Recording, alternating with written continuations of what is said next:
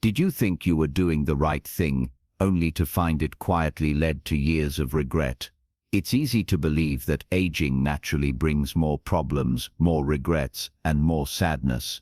But the truth is, many of the things that cause misery later in life aren't just the result of getting older. They're the result of avoidable mistakes, habits, or mindsets that quietly wear away at your peace and happiness. Most folks don't even realize they're doing them. They think that's just the way life is now. But I want to tell you something important. It doesn't have to be this way. You're not stuck. You're not broken. And you certainly don't have to live out your remaining years in quiet frustration or emotional exhaustion. In this video, we're going to go through 5 of the most common, yet overlooked, mistakes that older adults make. Mistakes that can slowly but surely drag you into a life that feels smaller, lonelier, and harder than it needs to be. These aren't mistakes of the body. They're mistakes of the heart, the mind, and the spirit. And the good news, you can stop making them starting today. This video was made with care for seniors between the ages of 55 and 80 who want to feel stronger, freer, and more in control of their emotional well-being. If that's you, then you're exactly where you need to be. Stick with me until the very end, because the last mistake is something almost no one talks about, and yet it may be the very thing that's been robbing you of joy without you even knowing it. Number 1. Holding on to bitterness. One of the most common mistakes older adults make, often without realizing it, is holding on to bitterness from the past.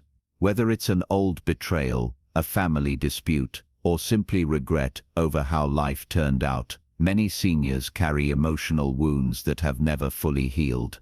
But here's the hard truth. Bitterness is like drinking poison and hoping someone else gets sick. It doesn't fix the past, it only hardens the present. Bitterness has a quiet way of sneaking into your day-to-day life. You might find yourself replaying the same argument in your mind over and over, or you feel a tightness in your chest when you think about a certain person's name. Sometimes it shows up as resentment toward your children or siblings because they live their lives differently from how you hoped. Over time, that bitterness doesn't just isolate you from others, it eats away at your own peace. Here's what makes this especially painful. After 60, you have more time to think, but not always more people to talk to. That silence can become an echo chamber of regret and unresolved anger. When your world grows smaller, as it often does with age, it's easy to become trapped in your own thoughts. And if those thoughts are bitter, then your daily reality becomes bitter too, no matter how kind or supportive the people around you may be. Bitterness also changes how people treat you. Whether you realize it or not, others can sense when someone is carrying old grudges. They might not know the story behind it, but they feel the tension, the guardedness, the emotional distance that can push people away, which only deepens the loneliness, and the bitterness grows stronger. It becomes a cycle, and the longer it goes unbroken, the harder it is to escape. I once spoke with a gentleman named Frank, who was 78 and hadn't spoken to his brother in 30 years. The falling out had started over something small, something both of them probably forgot the full details of. But every year that passed without making peace just added another layer of resentment. Frank told me, at this point, I wouldn't even know what to say to him, that one decision left unhealed cast a shadow over his later years, and it didn't have to. Letting go of bitterness doesn't mean pretending nothing happened. It means choosing peace over pain. It means saying, what happened hurt, but I won't let it define me anymore. When you begin to release those old wounds, something shifts. Your shoulders feel lighter.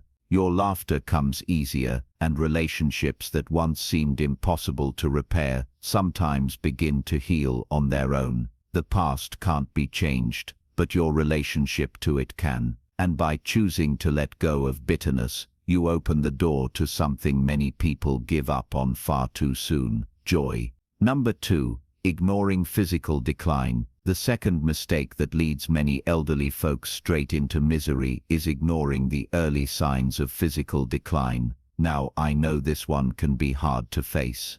Nobody likes to admit they're slowing down, losing balance, or needing help with things they used to do on their own. But turning a blind eye doesn't stop the decline, it just makes the fall harder when it comes. After 60, our bodies begin sending little warnings. You might notice your knees complain when you stand, your back tightens after gardening, or you feel winded climbing stairs you used to sprint up.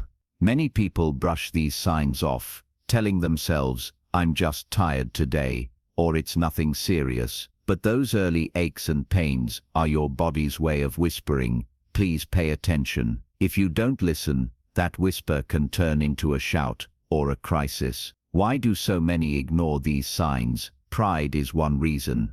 Many seniors have spent decades being the strong one, raising families, building careers, helping others. Admitting that your body's not what it used to be can feel like weakness. But here's the truth. Strength isn't pretending you're fine. Strength is knowing when to ask for help, when to rest, and when to adapt so you can keep living well. Another reason is fear. The idea of using a cane, wearing a brace, or going to physical therapy can be scary because it feels like a loss of independence. But avoiding those tools doesn't keep you independent. It often sets you up for injury, isolation, and even hospitalization.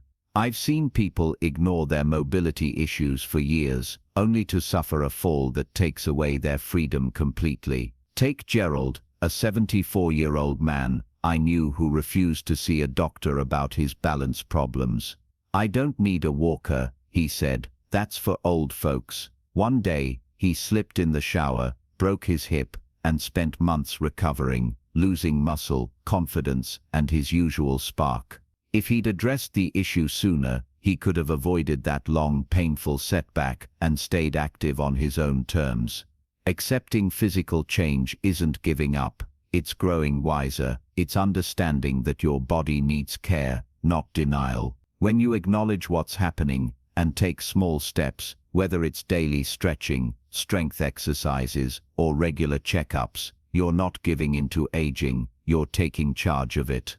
Misery doesn't just come from pain, it comes from the frustration of pretending you're fine when your body knows otherwise. But when you respect what your body is telling you, you reclaim power, you create space for comfort, confidence, and control. And that leads to a much brighter, freer life. If you're still watching this video and finding these insights valuable, please comment number 2 below to let me know you're here. And if you haven't subscribed yet, I recommend you subscribe and turn on the bell so you don't miss any videos. Your support helps us continue creating good content to inform and inspire you. Now, let's move forward. Number 3, isolating themselves from others. One of the most damaging, yet often overlooked, mistakes many elderly people make is withdrawing from social connections. At first, it might seem like a natural part of aging. Friends move away, loved ones pass, health issues make it harder to get out. So little by little, you start staying home more, declining invitations, and telling yourself you're fine being alone. But this slow isolation doesn't protect your peace, it chips away at your spirit. The truth is, we're not meant to go through life in solitude. Human beings are social creatures. We thrive when we feel seen, heard, and valued. And yet many older adults unintentionally cut themselves off from the very relationships that could lift them up. They tell themselves it's easier this way, that they don't want to be a burden, or that nobody would understand what they're going through. But that thinking only leads to loneliness. And loneliness, my friend, is misery in disguise. You see, when you don't interact with others, your world gets smaller. Your thoughts loop in the same patterns. Your moods get heavier, even your memory can fade faster without regular conversation and mental stimulation. Studies have shown that loneliness can be just as harmful as smoking or obesity in older adults. But you don't need research to feel what it's like to spend day after day with no one to talk to, no one to laugh with, no one to share a simple cup of coffee. Now I understand that reconnecting isn't easy. You may feel like the people you used to count on are no longer around, but connection doesn't have to be big or dramatic. It can be as simple as waving to your neighbor, calling an old friend, joining a small group at the library, the senior center, or even a church. Relationships don't always have to come from the past. They can be created anew, right where you are. Take Edna, for example. At 82, she lost her husband and two closest friends in the same year. She spent months in silence, only speaking when she had to. Then one day, her daughter invited her to a quilting circle. She resisted at first, said she didn't know anyone, that she'd feel awkward. But she went, and slowly, stitch by stitch, she found herself smiling again, sharing stories, and looking forward to those gatherings. That small group became her lifeline. The biggest lie loneliness tells you is that you're alone, but you're not. People care. People are waiting for someone just like you to show up and say hi. Don't rob yourself of the joy that comes from human connection. Even one meaningful conversation a week can be enough to lift your spirits and remind you that life still holds laughter, understanding, and warmth. Misery doesn't always come from tragedy. Sometimes it comes from silence. But when you choose to reach out, you begin to rewrite your story. You shift from surviving to living, and that makes all the difference. Number 4. Ignoring physical pain or discomfort.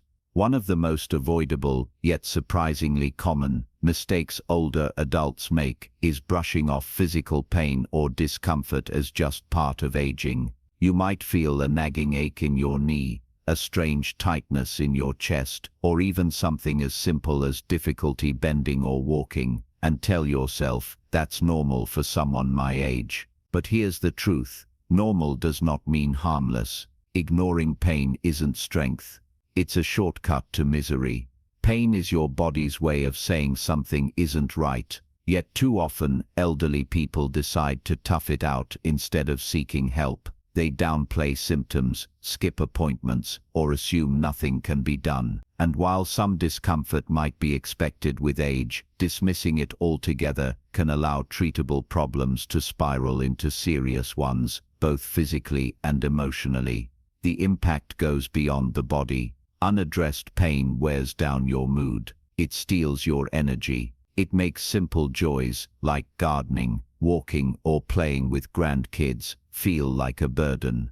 Before long, you find yourself avoiding activities, sitting more, sleeping poorly, and feeling discouraged. That creates a cycle of decline. One that starts with a twinge in your back, but ends with a life that feels smaller and more painful than it needs to be. And let's be honest, some of us grew up in a time when we were taught not to complain, not to make a fuss. But aging isn't about being quiet in your suffering. It's about being wise enough to speak up when your body needs care. There is no prize for enduring avoidable pain, but there is great reward in addressing it early and reclaiming your comfort, your independence, and your dignity. Let me tell you about Roy, a 78-year-old who used to love fishing. A few years ago, he started feeling stiffness in his hands and told himself it was just arthritis and not worth seeing a doctor. He stopped fishing, thinking he couldn't hold the rod anymore. One day, his daughter insisted he see a specialist. Turns out, it wasn't arthritis, it was a pinched nerve that was treatable. Within weeks of therapy, he was back by the lake with a rod in hand and a smile on his face. That's the kind of change that can happen when you listen to your body and respond with care instead of silence. Pain is not a sign of weakness, it's a message, and every message deserves to be heard, especially when it can mean the difference between suffering and thriving. So don't let pride, fear, or outdated beliefs stop you from getting help. You deserve to feel good, you deserve comfort, and most importantly, you deserve a life where your days are defined by what you enjoy, not by what you endure. If you're still watching this video and finding these insights valuable, please comment number 4 below to let me know you're here. And if you haven't subscribed yet, I recommend you subscribe and turn on the bell so you don't miss any videos. Your support helps us continue creating good content to inform and inspire you. Now let's move forward. Number 5. Refusing to ask for help. There's a quiet kind of suffering that happens when older adults refuse to ask for help. Not because they don't need it, but because they're too proud or too afraid. This mistake is easy to overlook. Yet it's one of the biggest reasons many seniors end up feeling isolated, overwhelmed, or defeated. The idea of being a burden weighs heavily, especially for people who spent decades being the strong one, the provider, the caretaker. But aging doesn't make you weak. It simply means your needs change, and there's no shame in that. Too often, older folks think asking for help is a sign of failure. Whether it's help with groceries, managing medications, navigating technology, or even emotional support, many will quietly struggle, hoping the problem will fix itself. And what happens next? Tasks pile up, frustration builds, days grow lonelier, and slowly, confidence erodes.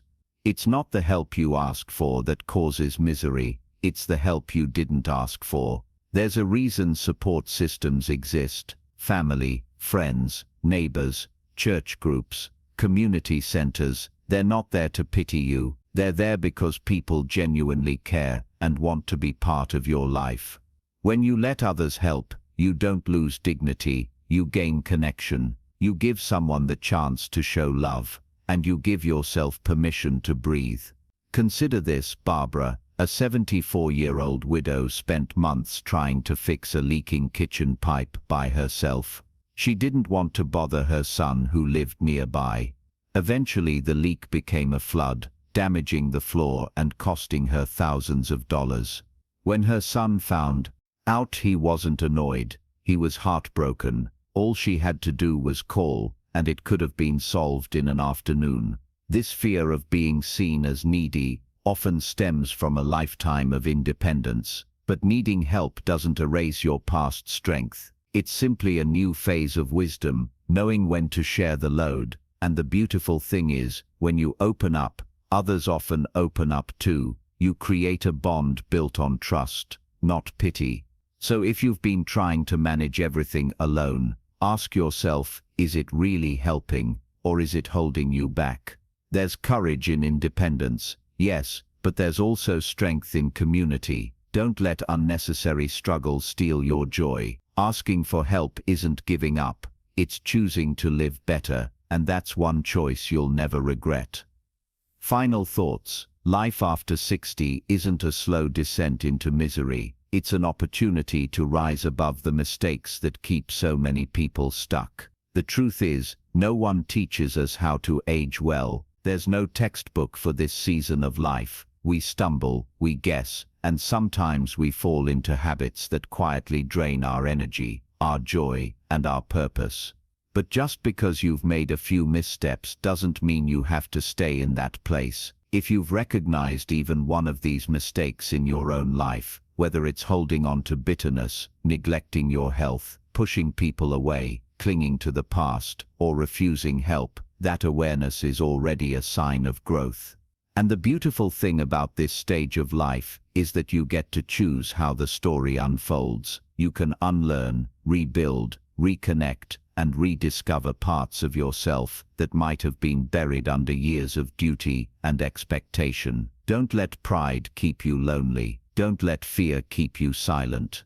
Don't let routines keep you small. You've lived too much, learned too much, and loved too much to let yourself sink into a life that doesn't feel meaningful anymore. It's never too late to ask yourself, what do I still want from this life? And it's never too late to go after it, even if it's just peace, laughter, or a good cup of coffee with a friend.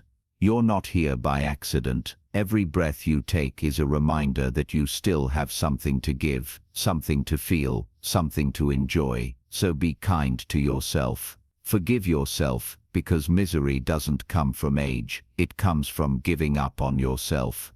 Thank you for joining us today. We'd love to hear from you. Leave a comment below and share one thing you learned today and how you plan to use it in your life. Your thoughts are important to us, so don't hesitate to share them. Reading your comments gives us great motivation and encouragement. If you enjoyed this video and found it helpful, please like, subscribe, and share. Your support helps us continue creating good content to inform and inspire you. Thanks for watching, and we look forward to seeing you in the next video.